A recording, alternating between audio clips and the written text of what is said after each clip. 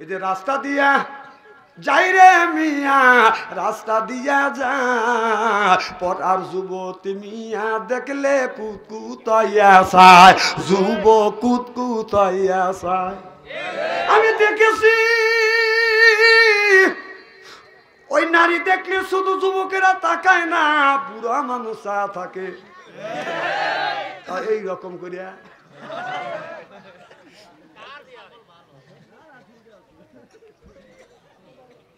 আমার ভাইয়ের আমার, রাস্তা দিয়ে যদি মহিলা হাইটে যায়, একবার তাকালে আল্লাহ মাফ করবে, দ্বিতীয়বার তাকালে আমল নামায় গুনাহ লিখবে। একজন আমারে বলতেছে, হুজুর শুধু মহিলার পক্ষে কথা বলো, আমাদের বিরুদ্ধে কথা বলো। রাস্তা দিয়ে হাইটে গেলে শুধু খালি মহিলা পায়, ডাইনে তাকালে মহিলা, বামেও তাকালে মহিলা, পিছনেও বাদান মহিলা, সামনে তাকালে মহিলা, উপরের দিকে তাকালে তিনতলার উপরে তিনজন মহিলা ছায়া থাকে। হুজুর কোন দিকে তাকাইয়া যাব? আমি বললাম আল্লাহ বলছেন কুল্লিল মুমিনিন ইয়াহুদ্দু মিন আবসারিহিম। আল্লাহ বললেন কোন দিকে যদি তাকানোর জায়গা যদি না থাকে, মাটির দিকে তাকা।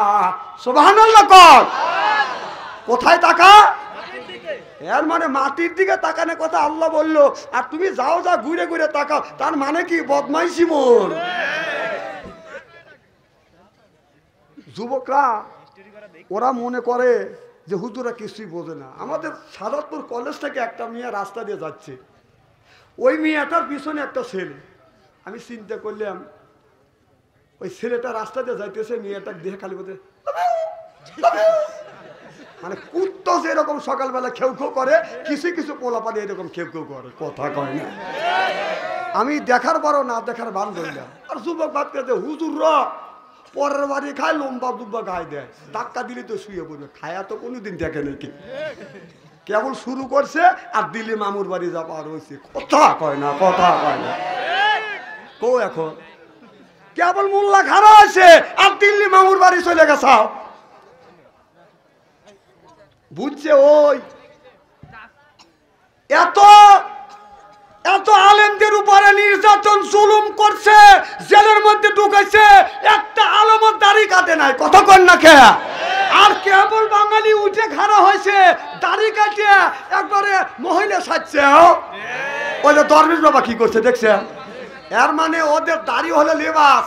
আসলে এরা আপনার আসলে সুন্নাত তরিকায় দাড়ি রাখেন নাই।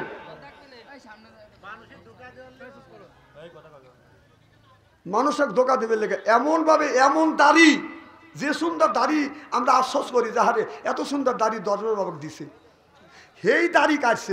কত শালা খারাপ দাড়ি কাটিয়ে দুইজন পলাইতেছে, তা মানে জেলেও এরকম করে যায় না, কতক্ষণ টলারে ধরা পড়ছে, আননিসে ধরিয়ে ভালাইছে, চল ধরিয়ে ভালাইছি। তখন ও চিন্তা করছে আমি ধরা পড়ছি, তাহলে ও না বাইসে গেল। যেন ওকারের মধ্যে কি নিয়ম হয়েছে, ওকারে এক নেতা যদি ধরা পড়ে, এই নেতা আর এক নেতা খবর দেয়, আমি একা একা থাকবো কে? ও যে ওই সালমান ফার্সি রয়েছে ওখানে, কথা কয় না। খালি ওর বেলায় না, আমি লিখে একটা নেতা ধরে যেই ধরবেন তবে আর এক নেতা আছে ওই রামকান্দিপুর, ওরাই ওদেরকে ধরা দিতেছে, আমাদের দরবের যাওয়া লাগে না, কতক্ষণ প্রশাসন ধরতে যাচ্ছে না, ওরা কথা দিতেছে খালি আমাকে ধরলে ও রামকান্দিপুর ও অমুক গ্রামে ও অমুক গ্রামে ধরে নিয়েছে, ধরে ধরে খালি ঢুকাইতেছে। যেই ধরছে তখন কাজ আমি একা না, ওই যে ওকে কয় তো দরবেশ বাবা, দাদের সোনা কি সুন্দর দাড়ি কাটছে রে, শালা লজ্জাও করে না। তুই মানুষের মধ্যে মুখ দেখাচ্ছ কিভাবে, শালা লুচ্চ। হ্যাঁ, নায়িকার হাতে অনেক কাম আছে, অনেক জিনিস ধরা পড়া গেছে। হাসতেছে, আমি গালি দিয়ে এরা খালি হাসে। আপনাদের মন এত সরল সোজা, আমি আল্লাহর কাছে দোয়া করি আল্লাহ যেন জান্নাতে তার নেক আমল শিখে দেয়, আমিন কর। আর যদি ওই দলের দুই চারটা চামতা থেকে থাকে, ওর খালি শরীর জ্বালাবেলা করতেছে, মা আসুক ডাকে নিয়ে তোর মা, কতক্ষণ উচিত কথা করলি, মা আসুক, তোর মা আর জীবনে আসবে না। আরো বাংলাদেশের হেই রাজনীতি নাই। আমার ভাইরা, কি জন্য বলতেছিলাম, ওই যে যুবকটা আগে আগে, মেয়েটা আগে আগে যায়, আর যুবকটা পিছনে পিছনে যাচ্ছে। আমার দেখে মনে করছে হুজুর কিছু বোঝেন, আমি যে সব কিছু বুঝি ও তা জানে না।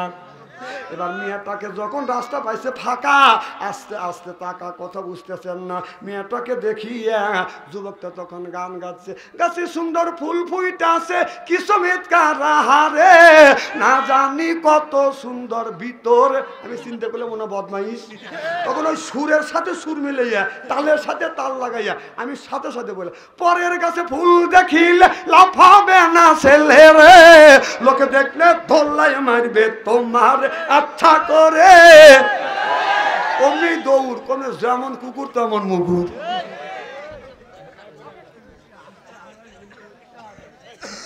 আমার ভাইরা আমার ভালো করে লক্ষ্য করে শুনেন, আল্লাহ বলে ইন্নাল্লাযিনা আমানু, ইন্না মানে নিশ্চয়ই আল্লাযিনা জিবা যাহারা ঈমান আনবে ওই আল্লাহর উপরে, ও আমিলুস সলিহাত, আর যারা নেক কাজ করবে, এক নাম্বার ঈমান, আর দুই নাম্বার নেক কাজ করবে। আল্লাহ বলে কান্নাত লাহুম জান্নাতুল ফিরদাউস নুজুলা। সুবহানাল্লাহ বললেন না? এক নাম্বার ঈমান, আর দুই নাম্বার যখন নেক কাজ করবে, এই লোকটা যখন জান্নাতে যাবে, ৭০,০০০ হুর আসবে, রিসিপশন করে বাদাম জান্নাতে নিয়ে যাবে।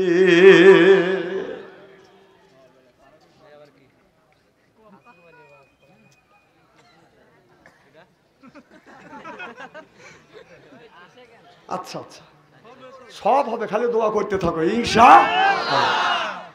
আমার ভাইরা আমার, কি যেন বলতেছিলাম, ওয়াজ তো শুরুই করিনি আমি। আসবে লোকটাকে হাত ধরে যখন নিয়ে যাবে, ৭০,০০০ হুর আসিয়া জান্নাতি গান নৃত্য পরিবেশন করবে, আর বলবে নাহুনুন খালিদাতু ফালানা জাদু ওয়া নাহুনুন নাইমাতু ফালানা বাসু নাহুনুন রাজিয়াতু ফালানা বাসু তুবালে মান কানা লালা অকুম নালাহু। সুবহানাল্লাহ বললেন না? এই জান্নাতে গান বাজান গাইবে, আর ওয়েলকাম জানাতে জানাতে বাদান জান্নাতের মধ্যে বাদান নিয়ে যাবে। ও মুসলমান ভাইরা, আল্লাহর হাবিবের প্রিয় উম্মতরা, একটু ভালো করে লক্ষ্য করে শুন। এদিকটা খান, চেহারা কি একবারে খারাপ নাকি? পিছনে তাকান কেন? ওখানে কি হয়েছে? একজন আর একজনে ডাক দিতেছে জোরে, আর পিছনে তাকাতে যেমন আসলে আমি লিখ। আর কি আমি লিখের দিন আছে নাকি? হে দিন চলে গেছে। আমার ভাইরা আমার, এই গুরু গান গাইবে, এই গানটা গাইতে লাগবে বাদান ৭০,০০০ বছর। সুবহানাল্লাহ। আমাদের দেশের অনেক মহিলা আছে, অনেক মহিলার বাদান বিয়ে হয়েছে, স্বামী বিবির কাছে যা বলে, বিবি রে তোক দিয়ে আমার সংসার চললো না, আমার আর একটা বিয়ে করাই লাগবে। কথা বুঝতেছেন না?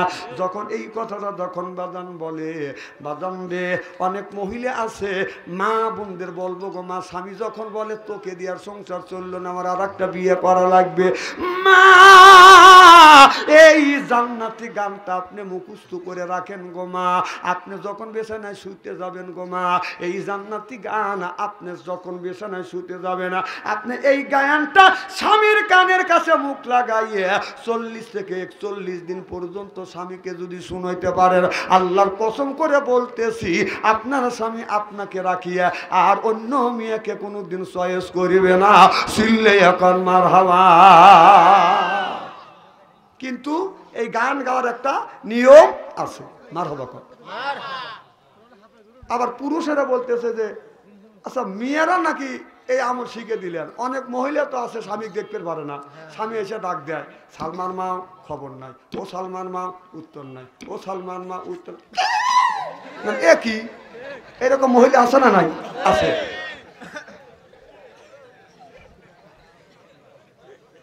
আমার ভাইয়ের আমার মা বোনদের বলবো, মা ভালো করে লক্ষ্য করে শুনুন মা, আপনার স্বামী যখন আপনি বিছানায় যখন ঘুমোতে যাবেন একই বালিশে মুখোমুখি ঘুমোতে যাবেন। আল্লাহ নবী আখিরি জামানার পয়গাম্বর মুহাম্মদ রাসূলুল্লাহ সাল্লাল্লাহু আলাইহি ওয়াসাল্লাম বলেছে, আমি নবী যখন বিছানায় ঘুমোতে গেছি, আমার বিবি আয়েশাকে নিয়ে যখন বিছানায় ঘুমোতে গেছি, দুইজন একই বালিশে ঘুমোচ্ছি মুখোমুখি হইয়া। সুবহানাল্লাহ বললেন না? মা একই বিছানায় শুইতে যাবেন, মুখোমুখি হইয়া যখন আপনি ঘুমোতে যাবেন, এটা হলো রাসূলের সুন্নাত। আর আমাদের দেশের বউরা স্বামী স্ত্রী একই বালিশে শুয়ে মুখোমুখি হয়ে আপনার ঘুমাবে, কারণ স্বামী বিড়ি খায়। ওই বউ যখন স্বামীর দিকে বিবি যখন মুখ করে আর স্বামীর বিড়ি খাওয়ার গন্ধে বউ ওই পারলে পাছা দিয়ে ওই পারলে মুখ দিয়ে থাকে। স্বামী বলতেছে, আমি তোমার মুখের দিকে মুখ দেই আর তুমি পাছা গুঁড়ো দেও। হাসেন না কথা বলেছেন। আমি গালি দিচ্ছি আর এরা খালি হাসতেছে। আপনাদের মনে এত সরল, আল্লাহর কাছে দোয়া করি আল্লাহ বিনি হিসেবে বেহেশতে দিও, আমিন কম। যখন স্বামী স্ত্রী বিছানায় শুইতে যায়, স্বামী বিবির মুখের কথা যখন মুখ লেয়, বউ খালি মুখ ঘোরা। স্বামী কয়, ব্যাপার কি, তুমি মুখ ঘোরাও কারণটা কি? বউ কয়, শরমও করে লজ্জাও করে, এই মাত্র টাটকা বিড়ি খায় আমার মুখের সাথে মুখ লাগাইছে, তোর পাচার চাইতে তোর মুখের গন্ধ বেশি। বিরাজ করতে পারো না, পরের মিয়া কষ্ট দাও। বিড়ি খায় পরের মিয়া কেন কষ্ট দাও? যারা বিড়ি খায় তারা ভাবতে যে হুজুর মনে হয় বিড়ি খাওয়া হারাম করবে। না, আমি বিড়ি খাওয়া হারাম করতেছি না।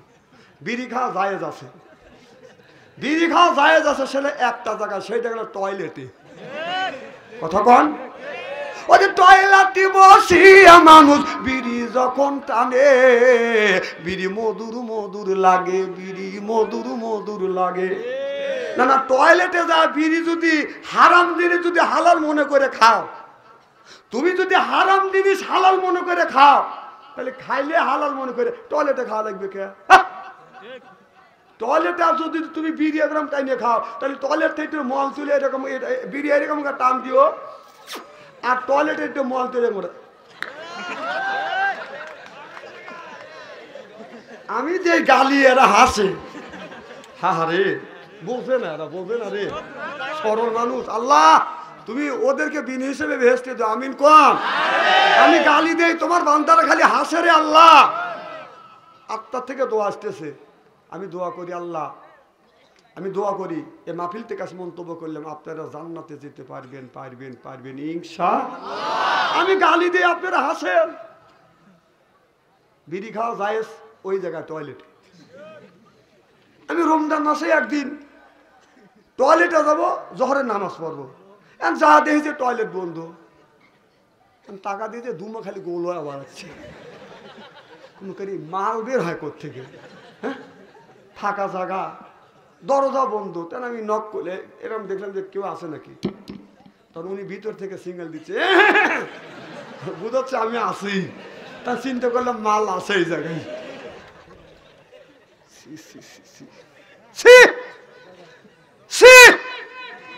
টয়লেটে বসে মানুষ বিড়ি খায়, মানুষ রে। আমার ভাইয়ের আমার ভালো করে লক্ষ্য করে শুনুন, আল্লাহ নবী আখির জামানার পয়গম্বর মুহাম্মদুর রাসূলুল্লাহ সাল্লাল্লাহু আলাইহি ওয়াসাল্লাম একই বিছানায় একই বালিশে দুইজন বাদান মুখোমুখি হয়ে বাদান ঘুমাতে যাইতেন।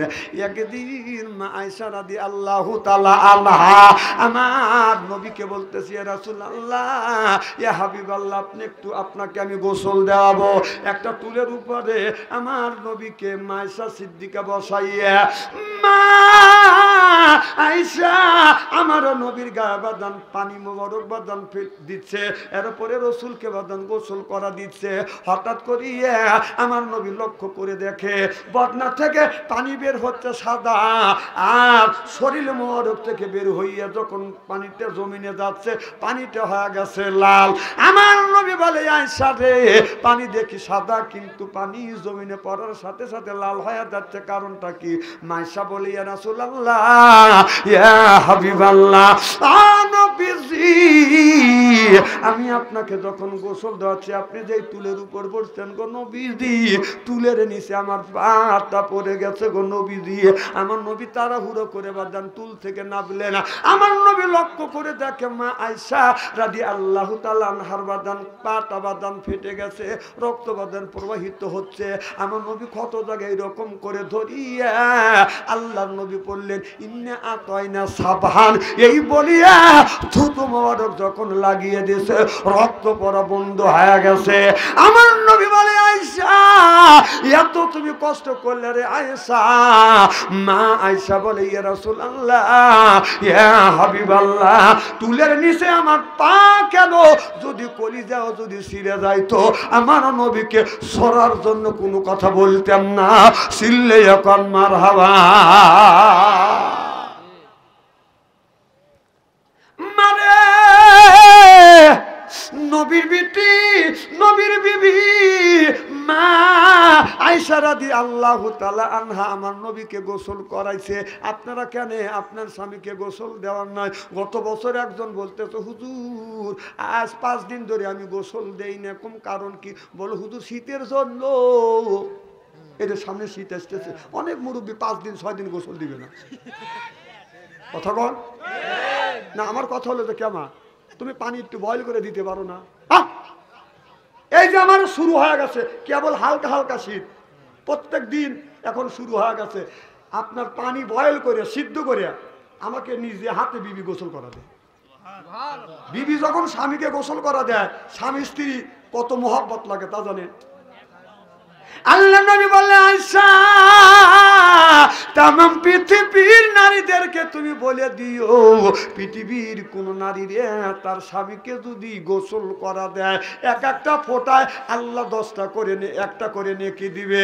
স্বামীর শরীর থেকে পানি বইয়া জমিনে পড়ার সাথে সাথে এক একটা ফোঁটায় আল্লাহ 10টা করে নেকি দিয়ে দেয়। কেমন? এটা সামনে শীত আসতেছে, সমাজ স্বামী গোসল করাতে পারো না গরম পানি দিয়ে? মনে হয় উনি কারে গোসল করা দিই।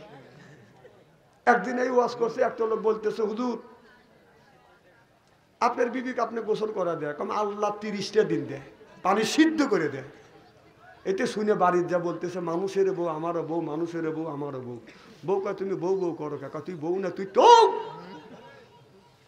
হুজুরের বউ হুজুরে গোসল করা দেয়। আর 30টা বছর ধরে তোর সাথে গোসল ঘর সংসার করতেছি, একটা দিনও পানি সিদ্ধ করে বয়েল করে আমাকে পানি সিদ্ধ করে গরম করে দিয়ে গোসল করাও নাই।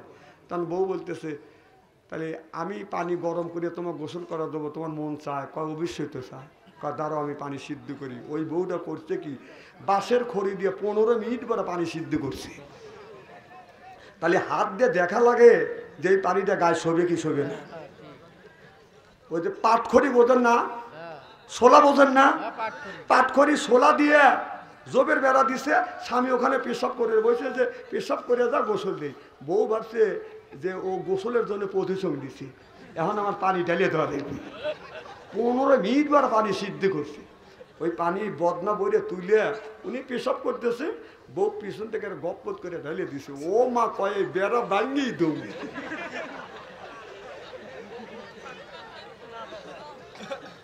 না নেকি আছে, মানুষ মেরে কি নেকি কামাই করে লিখবে নাকি? আর একবার না পানি তুলে বলতে চাইছো তোমার গোসল করা দেই, জামাই কয় তোর গোসলের পানি লাগবে না, পিঠের চামড়া শেষ। বউ এমন চালাকের চালাক চিন্তা করছে ও জীবনে যেন গোসলের পানি না চায়।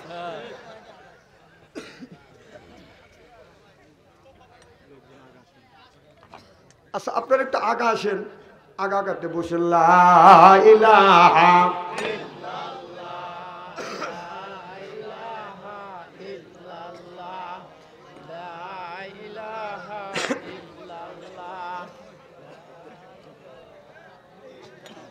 বাস থাকেন না। না এখানে জিকির করা লাগবে, খালি বাবার বাড়ি যা জিকির করেন। এই রে মানুষ রে, আল্লাহ এদের বিন হিসেবে বেহেশতে দিও, আমিন কোন।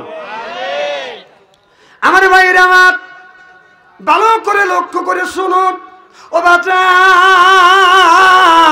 স্বামী স্ত্রী যদি মোহাব্বত থাকে এই ঘরটা বাদান জান্নাতের টুকরো হয়। সাহাবীরা জিজ্ঞাসা করলেন, ইয়া রাসূলুল্লাহ, ইয়া হাবিবাল্লাহ, নবীজি গো, আল্লাহ কি জান্নাতে কোনো নিয়ামত দিয়েছে? আল্লাহর নবী বললেন, সাহাবীরা, আল্লাহ একটা জিনিস নিয়ামত দিয়েছে, সেটা হলো জান্নাতের নিয়ামত, সেইটা হলো স্বামী স্ত্রীর মোহাব্বত। চিল্লাইয়া কোন মারহাবা। এজন্য স্ত্রীর সাথে দ্বন্দ্ব করবেন না। অনেক মানুষ বউ মারে, বউ মারা আরাম। আপনারা কেন বউ মারবেন? বউ কি মারার জায়গা? ওকে মারার জিনিস, আদর করার জিনিস। রাসূল বললেন, যারা বউ মারবে, এই হাত দিয়ে যারা বউ মারবে, তাদের হাতের মোনাজাত, দান খয়রাত আল্লাহর দরবারে কোনোদিন কবুল হবে না, হইতে পারে না, হওয়া সম্ভব না। আজকে মা বোনের আছে না, আজকে মা বোনের আজকের ওয়াজ শুনে বলতেছে, এত সুন্দর সোনার মৌলবী কোনে আছে হুজুর, আমারও বলে দাম নাই, সব বোনে সেটা চুল ধরে ধরে পেটে, ভালো করে বুঝুন। আর সে মহিলা মার খাইছে, সে একজন আর একজনের কোথায় বউ আমাকে এমন মারা মারছে, এখন এই ইর করে। যারা মার খাইছেন মা, আল্লাহ নবী বলেছে, নারী রে, স্বামী যদি রাগের সময় তোমাকে যদি মাইরা থাকে গো মা, তোমার গায়ে যদি আঘাত করে থাকে গো মা, ওই জায়গাটা চিহ্ন করে রাখো মা। স্বামীর হাতের ছোঁয়া তোমার শরীরে যে জায়গা লাগছে, দোজখের আগুনে কোনোদিন ওই জায়গা পুড়বে না।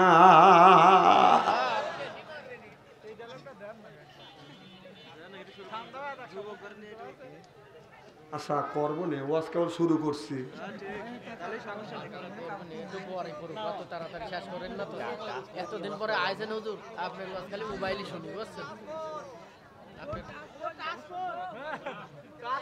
ওয়াজ চলে আসতেছে তো টাচফোন,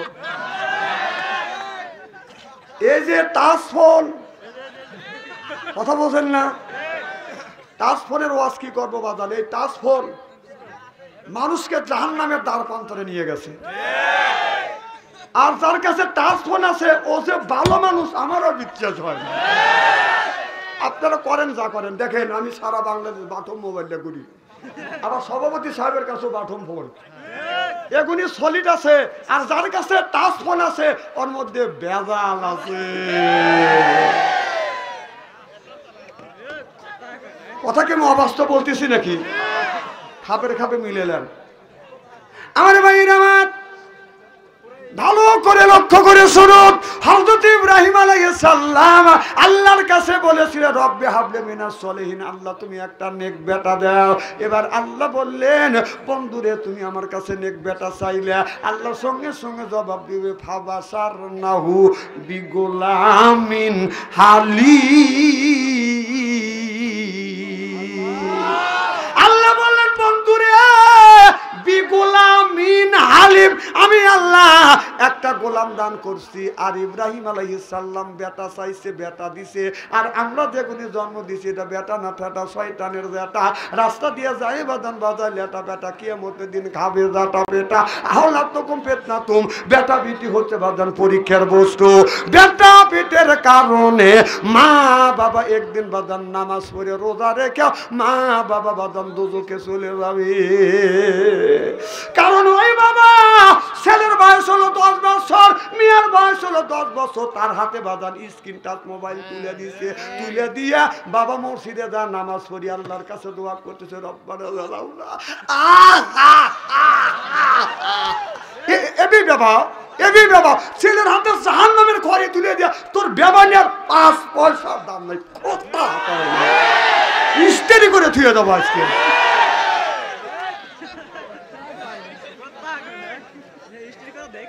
হ্যাঁ শোনেন, আল্লাহ রাসূল বলেছেন, ইয়ার ফলিন বিদ্যা উঠে যাবে, একসরুল জাহিল, জাহিলিয়ত বর্ষিত হবে।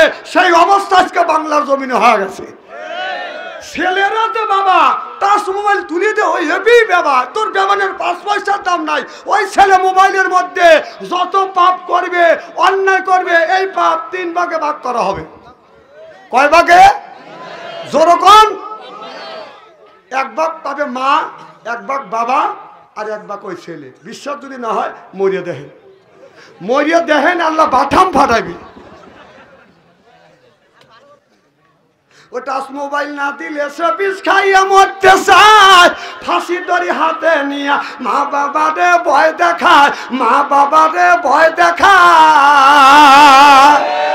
মা বাবা ভয় পায়ে ফোনটা দিচ্ছে কিনিয়ে, এইভাবে ইমান কি আর রাখা যায়? কি বেদি হইয়াছে সোনার বাংলায় বন্ধুরে, কি বেদি হইয়াছে সোনার বাংলায়। ছেলে আমার খায় না খাবার, কথা কয় না মার সাথে, টাচ মোবাইল না দিলে সে গাল ফুলে বসে থাকে। এইভাবে ইমান কি আর রাখা যায়? কি বেদি হইয়াছে সোনার বাংলায় বন্ধুরে, কি বেদি হইয়াছে সোনার বাংলায়। মা বাবা টাচ মোবাইল কিনে দিয়ে রাত 12টার সময় জানলার দরজা খুলে দেখি ছেলে কি করে।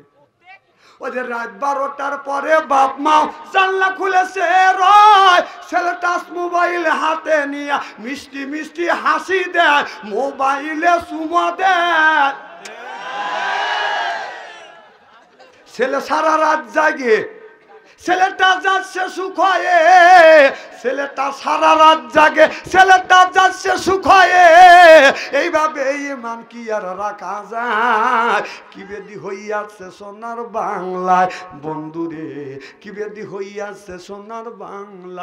রাসূল বললেন ইয়ার ফলিন বিদ্যা উঠে যাবে, ইয়াকসুরুল জাহিল জাহিলি তো বর্ষিত হবে। সেই অবস্থা আজ বাংলার জমিনে হয়ে যাচ্ছে। চিল্লা কন ঠিক কিনে? এই যে আজকে দাওয়াপাড়ার ঘাটে, দাওয়াপাড়ার ঘাটে আসছি, ওখানে আটকে গেছি 1.5 ঘন্টা, আর ফেরি আসতে দেয় না। ঘটনা কি করছে, একটা ছেলে আপনার এইবারে রাজবাড়ির মেয়ে আর পাবনার একটা ছেলে, ওই ছেলে দেখেন ছেলেরা কত নিচে নেমে গেছে। ছেলে যে মেয়ে বিয়ে করছে ওই মেয়েকে আবার ডিভোর্স দিছে, ওই মেয়েটা আবার অন্য স্বামী কবুল করছে। বিয়ে করিয়া মানুষ কতটুকু উত্তর চাইতে খারাপ বলে এই জঘন্যতম কাজ করে। স্বামী স্ত্রী যা যা করছে সব মোবাইলে তুলে রেখছি। দেখে মেয়ের তো বিয়ে হয়েছে, মাঝে মধ্যে ফেসবুকে ছেড়ে দেন কত বড় কুত্ত। এই বিয়ে তো আমরাও করছি, মেয়েরাও যেমন বেলে হেস সবকিছু মোবাইলে তোলে, সালারাও ছেলেরাও এরকম বেসরম। নিজের বউ তো তোর তোর সব কিছু দেখতেছিস, আবার এইটা এই মোবাইলে তুলে তো চা চা দেখা লাগবে, তুই চা টেক গা। আল্লাহ তোর দেখছি, এইভাবে তোর দেখি নাকি। আচ্ছা লজ্জা করা উচিত। এমন জামানায় পড়ে গেছে, ইমান রাখা কঠিন হয়ে গেছে। বলতে চাই না, বলতে বাধ্য হচ্ছি, ওরা বাধ্য করতেছে। তোকে রুসিবতে একবারই হারাইছিস, উত্তর চাইতে জঘন্য হয়ে গেছে। নিচে নামতে নামতে এত নিচে নেমে গেছে যা ভাষায় বর্ণনা করা যায় না। আপনার গরুর কি হাট এটা? এখানে গরুর হাট আছে না? কি হাট? হাবাসপুরের গরুর হাটে এক মুরব্বী গেছে গরু কিনবে, কিনবে কাছে দালালের চক করে পড়িয়ে কিনছে বকন গরু, গুরু আইরে গরু দিছে। আইরে গরু বোঝেন না? তখন গরু নিয়ে আসতে রাত 9টা বেজে গেছে। 9টা যখন বেজে গেছে, আগের যেমন একটা নিয়ম আছিল, গরু কিনে আনলে পায়ে পানি দিছে, দিছে না? এটা হিন্দুদের প্রথা। এখন এখন কি দেয়? এখন আর দেয় না। গরুর পায়ে যখন পানি দিছে, গরু গপ গপ করে মাঝখান দিয়ে পেশাব করে দিছে। তা বলতেছে, ও সালমার আব্বা, কি হয়েছে? কানলে তুমি গাবি গরু পেশাব করবে পিছন দিয়ে না মাঝখান দিয়ে গপ গপ করে পেশাব করে। বিশ্বের রোড ছাড়তেছে তো, রাস্তাঘাট ভালো না, জাকির জাকির জাগা বাসা নিচে নেমে গেছে। বলতেছে জাগা বাসা নামলে কি এতই নিচে নামে নাকি? এখন টাকা দেখে যে বড় বড় 2টে বিচি। তোমরা যুবক, তোমরা যুবতী, তোমাদের মতো একসময় আমরাও যুবক ছিলাম, আমাদের স্ত্রীরাও যুবতী ছিল। এরকম জঘন্যতম কাজ আমরা কোনোদিন করিনি। হালাল স্ত্রী আর সেই জিনিস তোমরা ফটো তুলিয়া এরবারে ছবি তুলিয়া এটা রেখে দিস, তোকে লজ্জা করে না? তোদেরকে মরতে হবে না, আল্লাহর কাছে কি জবাব দিতে হবে না? কথা কন না কে? সেই মেয়ে লিয়ে যায়, ওই পুলিশ লিয়ে ধরিয়ে লয়া এখন ফেরি দেয় না। আবার সেটা ধরা পড়ছে, ছেলের বাবা কি বুক ফুলে আসতেছে, তোর লজ্জা করে না? হ্যাঁ, তোর ছেলে এত বড় জঘন্য কাজ করছে আর হি করে আসতেছে, তোর দাঁত ফাটা ভালোই মনে হয়।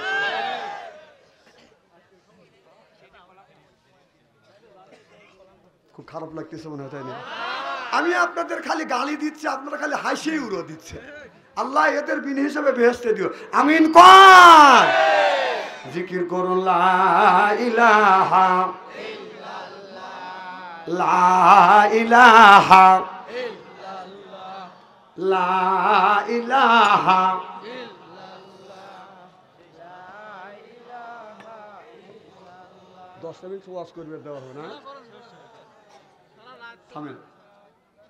আর বাবার বাড়িরা জিকির করো, দেখেন এই যে এখানে জিকির করবে বলতেছি, জিকির করতেছে না। পীর সাহেবের বাড়ি দেখেন না, কতগুলি পীর সাহেব আছে। পীর সাহেবের আগে কত ভালো ভালো আলেম, কত কত সুন্দর করে কথা বলে, একটুকু মন গামে না, খালি লোকের টাকা থাকে। আর পীর সাহেব আইটিয়া মঞ্চে আসতেছে, কোনো কথা বলতেছে না, ও মুহূর্তে শুরু হয়ে গেল ও আর ও গুড়া কিনতে গুডু গুডু করে। আমার ভাইয়ের আমার আল্লাহ বললেন, ও কদ রব্বুকা, হে বান্দা আমার দাসত্ব করো, আল্লাহ তাবুদু, আমার গোলামি করো, ইল্লাইয়াহু, আমার বন্দেগী করো, অবিল ওয়ালে দাইনি ইসানা। আল্লাহ বলে, বান্দা আমার দাসত্ব আমার গোলামি করবার পরে তোমরা তোমার নিজ নিজ পিতা মাতার খেদমত করো। আজকে মা হয়েছে বুড়ি, গার যাইতে আমার গুড়ি, বাবা হলো বুড়ো, পিঠের উপর দৌড়ে দৌড়ে গুড়ো, শ্বশুর হচ্ছে আব্বা জান, শাশুড়ি হচ্ছে আম্মা জান, বিয়ে করছে পিয়ারা জান, ওরাই সব জানের জান, পরাণের পরাণ, জোরকন ঠিক কিনে। আজ মার কথা লাগে না ভালো, শ্বশুরের কথা মিষ্টি, বাবার কথা নিমতিতে, শাশুড়ির কথা চিনি, বাবার কথা নিমতিতে, শ্বশুরের কথা চিনি। মানে ভালোবাসে না, বাবারে দেখতে পায় না।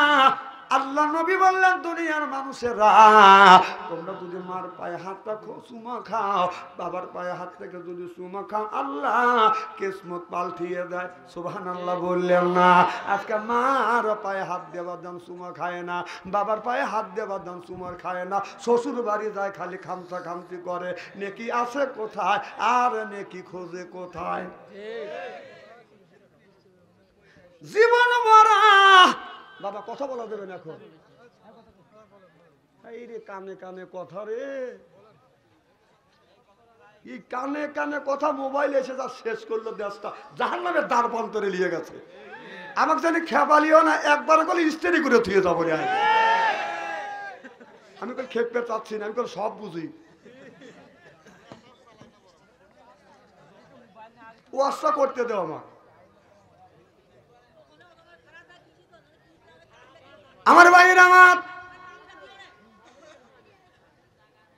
ভালো করে লক্ষ্য করে শুনুন, এ যুবক, মার সাথে সুন্দর ব্যবহার করো, বাবার সাথে সুন্দর ব্যবহার করো।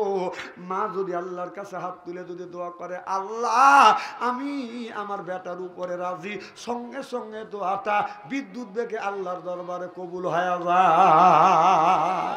আর ওই মারে কষ্ট দাও, বাবারে কষ্ট দাও, তুমি শ্বশুর বাড়ি যাও, মার কদর নাই, বাবার কদর নাই, মার সাথে দুর্ব্যবহার করো, বাবার সাথে দুর্ব্যবহার করো। একটু ভালো করে লক্ষ্য করে শুনো, ও যুবক, মা খুশি, আল্লাহ খুশি। সুবহানাল্লাহ বললেন না? আমার ভাইরা, যুবক রে, তুমি যদি শ্বশুর বাড়ি মিষ্টি নিয়ে যাও, শাশুড়ি তোমাকে বলবে, বাবা কোন দোকানের মিষ্টি? কয় অমুক দোকানের মিষ্টি। তুমি কোথায় থাকো? বলে ঢাকা থাকি। শাশুড়ি বলে, বাবা ঢাকার দই নাকি খুব ভালো লাগে, তো দই নিয়ে আইছো। কথা বুঝতেছেন না? শাশুড়ি কয় ঢাকা দই নিয়ে আইছো। আর ছেলে যখন মার কাছে যায়, মা বলে, বেটা আমি তোমার দই খাইতে চাই না, মিষ্টি খাইতে চাই না। তুমি যখন আসিয়া আমাকে মা বলে ডাক দাও রে বেটা, আমার আত্মা ঠান্ডা হয়ে যায়। সুবহানাল্লাহ বললেন না? যুবক, তুমি যখন ছোট ছিলে তুমি বিছানা ভরে প্রসাব করতে, তোমার মা বামে হয়তো প্রসাব করছে, ডানে হয়তো প্রসাব করে দিছে, বুকে নিয়ে ঘুমাইতো, প্রসাব করিয়ে ব্লাউজটা ভিজিয়ে দিছে। রাগ করে মা কোনোদিন বাদান কাউরে খাটের নিচে ফেলে দেয় না। আল্লাহ নবী বললেন, ও দুনিয়ার মানুষের যা, আমি নবী, আমার মা দুনিয়ায় নাই, বাবা দুনিয়ায় নাই। আল্লাহর নবী বললেন, আমি একদিন আমার মা আমেনার কবরের পাশে যাইয়া আমি মা মা বলে রাখি, মা আমেনা আমার ডাকে সাড়া দেয় না। মা আমেনাকে ডাকে, মা ডাকে সাড়া দেয় না। একদিন আমার নবী বাদান আপনার মনটা খারাপ করে বাদান বসে আছে, সত্য বিটি ফাতেমা আমার নবীরে খুঁজে বাদান নবীরে পায় না। মা ফাতেমা পাগল হয়ে গেছে, আমার আব্বা কই গেছে, যা দেখে আমার নবী এক জায়গা বসে কাঁদতেছে। সত্য বিটি ফাতেমা বলে, বাবা আমি আপনি খোঁজাখুঁজি করতেছি, আপনি পাচ্ছি না, আপনি কেন এখানে বসে কান্দেন? আমার নবী বলে, মা ফাতেমা এই জায়গা আমার মা আমেনার কথা মনে পড়ে গেছে, এই জন্য মার জন্য বসে বসে আমি নবী কান্দি। জোরকন সুবহানাল্লাহ। অনেকের মা নাই, বাবা দুনিয়ায় নাই, মা অন্ধকার কবরের মধ্যে 5টা কাপড় নিয়ে বাদান শুয়ে আছে, বাবা 3টা কাপড় নিয়ে বাদান শুয়ে আছে। ও বাদান ওই মা আর কোনোদিন আসবে না, বাবা আসবে না। যার মা মারা গেছে সেই মায়ের ব্যথা বোধে বাবা তার মারা গেছে, সেই বাদান বাবার ব্যথা বোধে তার কলিজে আঘাত লাগবে। আমি গুনাহগার, বাস্তব একটা ঘটনা বলবো। আমার মা 112 বছর পর্যন্ত বেঁচে ছিল, আমার আব্বা 97 বছর পর্যন্ত এই দুনিয়ায় বাদান জীবিত ছিল। আমি দেখেছি, আমি যখন মাহফিলে গেছি আমার মার পায়ে হাত রাখছি, চুমা দিছি, আমার আব্বার পায়ে হাত রাখছি, চুমা দিছি। মা বললে, বাবা কোথায় যাবে? আমি বললাম মাহফিলে যাব। আব্বা বলে, বাবা আমি তোমার জন্য দোয়া করি। আমার মা অমনি আমার কপালে চুমা দিছে, আমার আব্বা চুমা দিছে। আমি মা বাবার দোয়া নিয়ে মাহফিলে বাদাম যখন রওনা দিছি, আমি দেখছি আমার মা গেট পর্যন্ত দাঁড়িয়ে থাকছে। আমি 300 গজ যখন দূরে গেছি, আমি যখন বাড়ির দিকে বাদান তাকাইছি, আমি সে দেখছি আমার মা এখন পর্যন্ত আমার দিকে বাদান ছায়া আছে।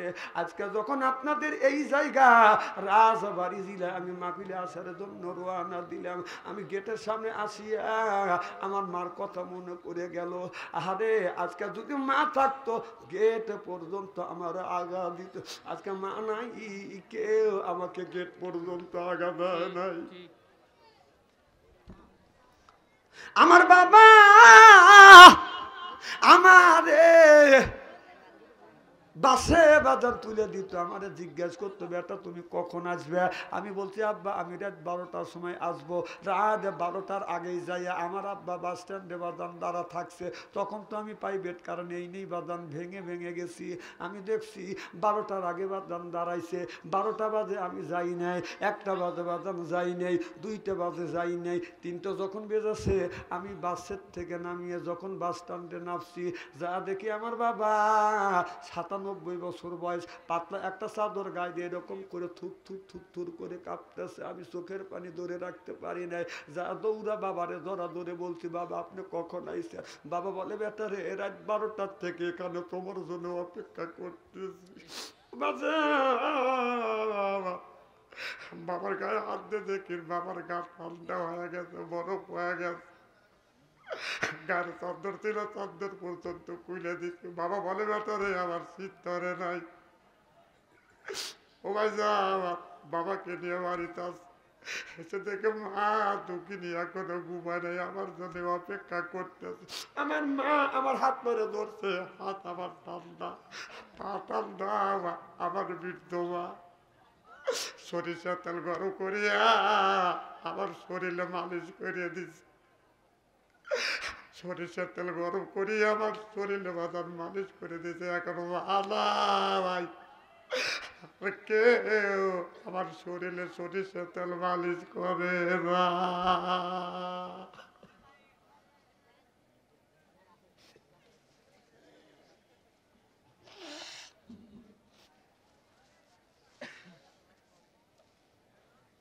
তোর মা নাই, যার বাবা দুনিয়ায় নাই, তার কলিজা আঘাত লাগবে, চোখে যদি পানি আসে, ওই মানুষটার চোখে বাদান পানি আসে।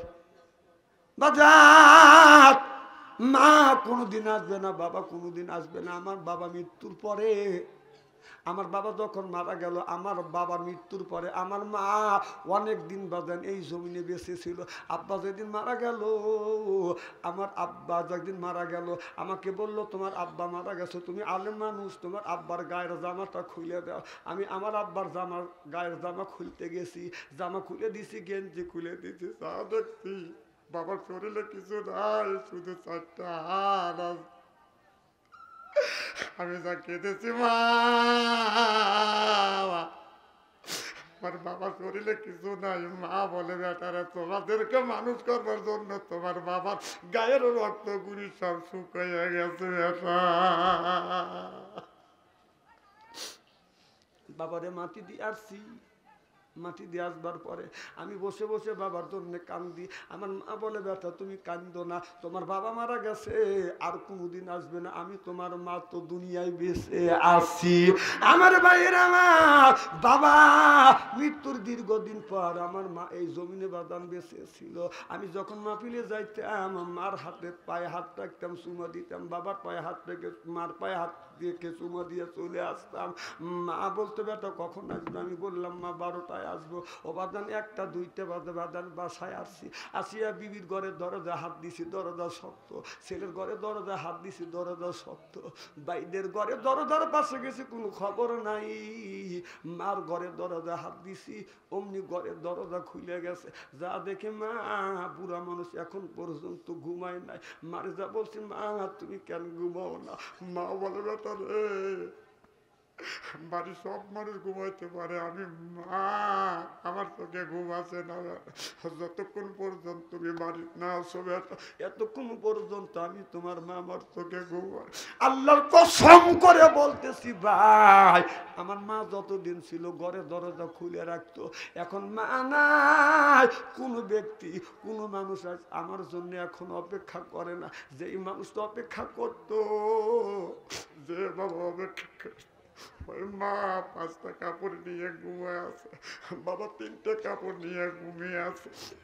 কেমন করিয়া ঘুমাইয়া রইছ আব্বা অন্ধকার আরই কবরে, শীতে রদিন ঠান্ডা মাটিতে আব্বা রইছ কেমনে তুমি ঘুমাইয়া।